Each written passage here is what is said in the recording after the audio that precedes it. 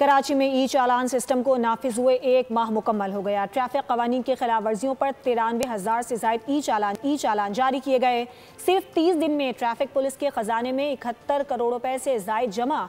सबसे ज्यादा 57 करोड़ 54 लाख रुपए की आमदन सीट बेल्ट ना बांधने वालों से हुई। कराची में ट्रैफिक कवानीन की खिलाफ वर्जी पर भारी भरकम जुर्माना, अवाम की जेबें खाली, धड़ाधड़ भरने लगा सरकारी खजाना। शहर कायद में 1 माह के दौरान 93,000 से ज्यादा ई चालान जारी। जुर्मानों की रकम 71 करोड़ रुपए से तजावुज कर गई।